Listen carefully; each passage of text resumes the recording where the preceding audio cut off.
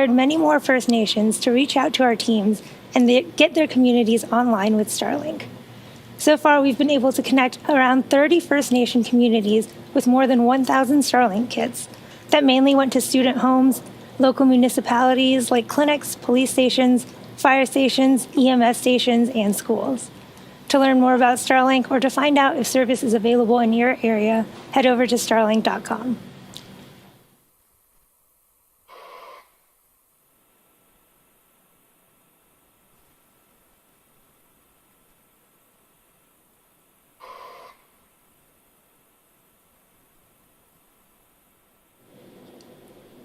We are currently just under 4.5 minutes from liftoff of our 34th launch of Starlink, and Falcon 9 is progressing into the final stages of the launch countdown. Next up, the truss structure next to the vehicle, known as the transporter erector, or TE, will start to retract. Now, in preparation for retraction, the TE clamps will open, and the transporter erector will begin to pull away from the rocket slightly.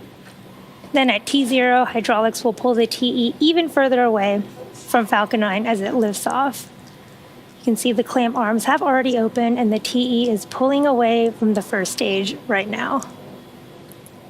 And the TE is the structure that provides liquids, gases, electrical connections to the second stage, as well as air conditioning to the payload fairing.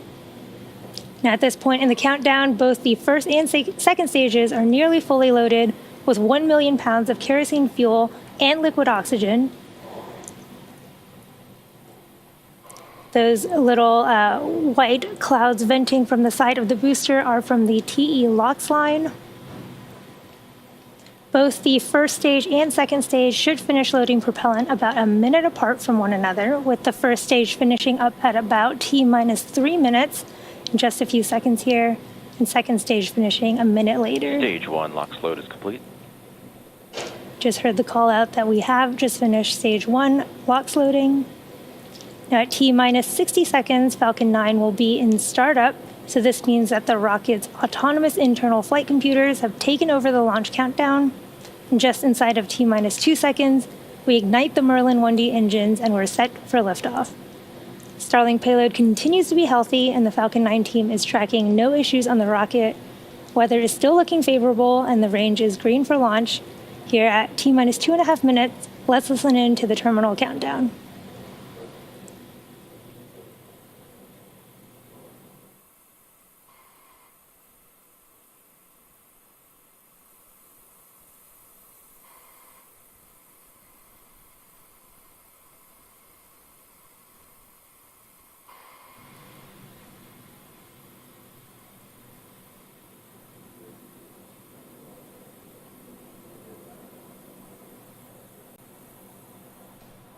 Stage 2 LOX load is complete. Just finished loading liquid oxygen onto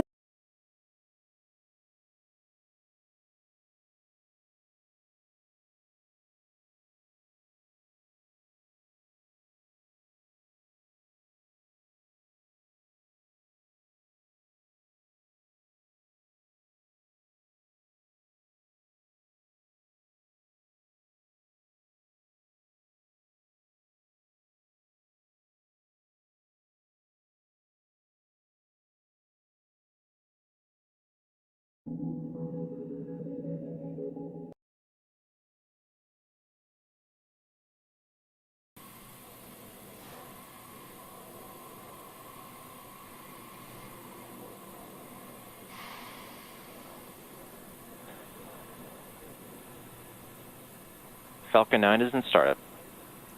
Falcon 9 is in startup. Launch director will give that final go here shortly. Go for launch. Launch director has given that final go for launch. All systems are looking good. Let's listen into the terminal count and watch as Falcon 9 takes our 52 Starlink satellites to orbit. T-30.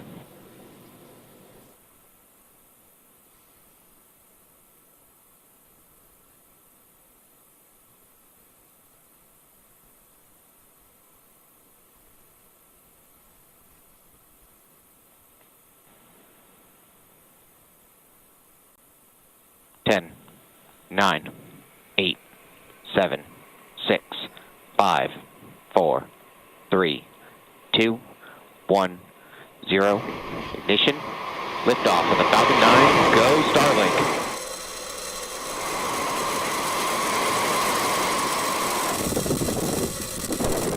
Angle's pushing downrange.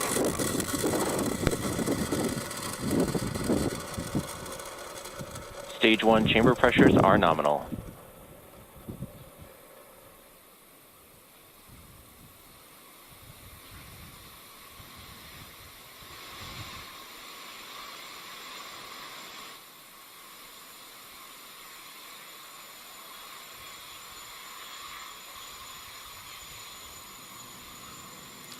Falcon 9 has successfully lifted off from Vandenberg Space Force Base, carrying our stack of Nominal 52 power and telemetry. Starlink satellites to orbit. Moments ago, we throttled the engines down in preparation for max Q, or maximum aerodynamic pressure, which we should see in just a few seconds Falcon here. is supersonic.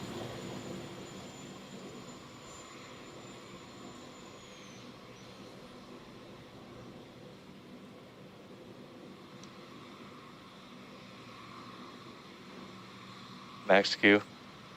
We did just pass through max Q. Now we will have 3 events happening in quick succession. First, we will have main engine cutoff, or MECO, followed by stage separation and second engine startup 1. Now first, main engine cutoff, or MECO, is where all 9 of the M1D engines shut off to slow the stage down in preparation for stage separation. This is where the first stage and the second stage separate, with stage 1 starting to make its way back down to Earth for landing, while stage 2 continues on its journey to orbit. MVAC chill has started. Now the third event is second engine startup 1, and this is where that single MVAC engine on the second stage lights up and propels the second stage along with the Starlink satellites to orbit. Just a few seconds after second engine startup 1, there will also be fairing deployment, so you'll want to keep an eye out for that.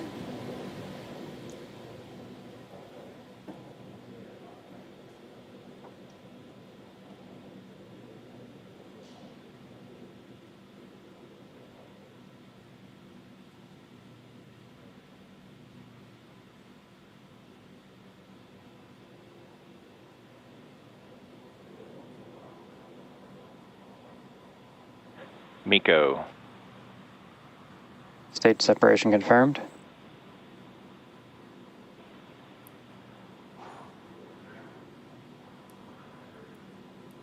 MVAC ignition. You just saw stage separation, main engine cutoff, and second engine startup 1. Fairing separation confirmed. There you can see the fairing halves popping off, revealing our 52 Starlink satellites. We have had successful fairing deployment. Again, SpaceX has reflown Falcon fairing halves since November of 2019. And again, that was our 3rd flight for one of those halves and the 4th flight for the other. We will be attempting to recover those halves once again when they return to Earth. Now, as stage 2 heads towards its targeted drop-off orbit, stage 1 will execute 2 burns in order to make its way back down to Earth. The first is the entry burn, where 3 of the M1D engines will reignite, and this helps to slow the stage down as it re-enters the upper part of the Earth's atmosphere. The second burn is the landing burn, and this is a single engine burn that brings the vehicle's speed down rapidly in order to land on our drone ship.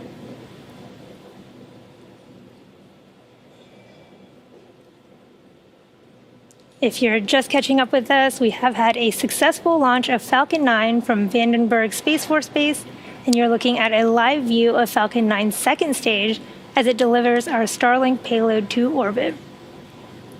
Stage 1 is currently making its way back to our drone ship, Of Course I Still Love You, which is stationed in the Pacific Ocean.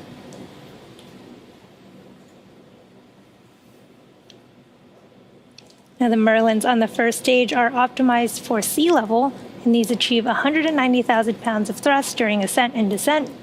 And in contrast, the MVAC engine that you see there is optimized for 220,500 pounds of thrust in vacuum. The main difference between these 2 engines is just the size of those nozzles.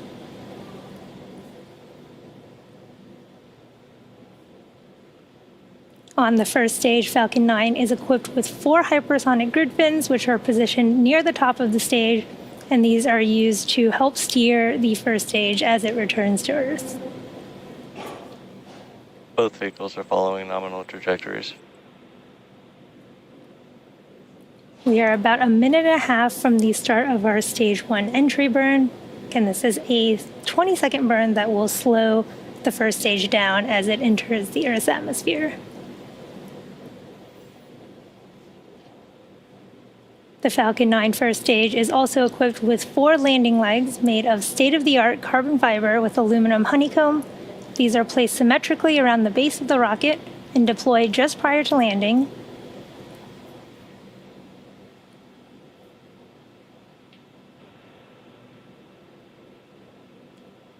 Second stage continues to look good there, carrying our payload of 52 Starlink satellites.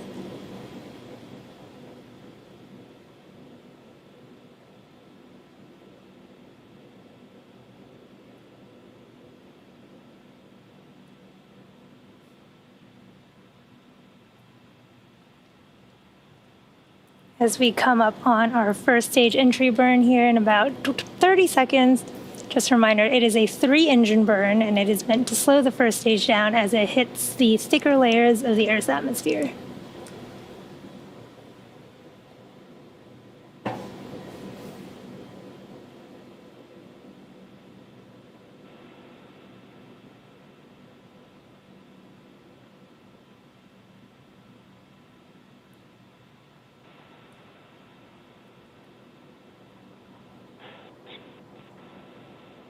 Stage 1 entry burn startup.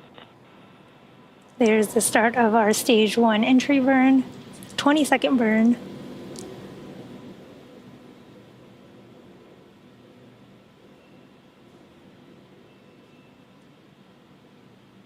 Both vehicles are following nominal trajectories. Stage 1 entry burn shutdown. We did just have a successful stage 1 entry burn.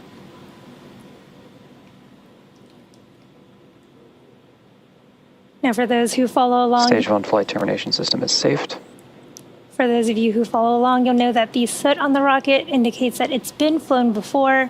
You can't quite see it in those views from the first stage right now, but when the rocket-grade kerosene, or RP1, used to fuel Falcon 9 burns, it's actually carbon-based, so it generates soot. And now as the booster approaches its landing site during descent and performs its long re-entry burn, which it just did, it actually flies through its own plume, and the soot is deposited on the booster. If you watch Stage from 1 transonic. if you watch the feed from the onboard camera during landing, you can hopefully see the soot sticking on the lens.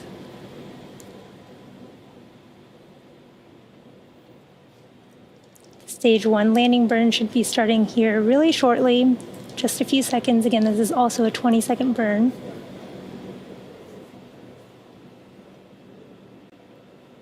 Vehicles and terminal guidance.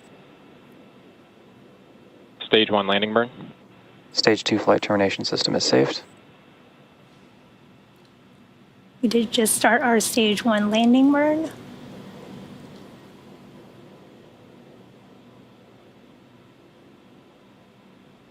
Stage 1 landing leg deploy.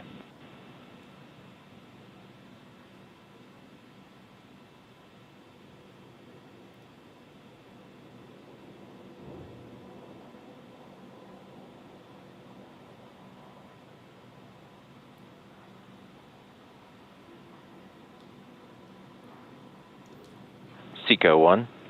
You can see we did just have successful first stage landing of our 98th overall orbital class Stage rocket. 1 landing confirmed. And this includes both Falcon 9 and Heavy first stage landings. We heard the call out during that stage 1 landing that we did have second engine cutoff 1. We're just waiting for confirmation of a Nominal good orbit orbit. insertion. We just heard the call out for nominal orbital insertion. So next up, we will be having payload deploy at about T plus 15.5 minutes. Unfortunately, at that time, we won't have ground station coverage, which means we won't have a visual or data confirmation of a successful deployment until we acquire signal at our Mauritius ground station at about T plus 50 minutes into flight. Until then, sit back and enjoy the space jams, and we'll see you soon. Expected loss of signal, Vandenberg.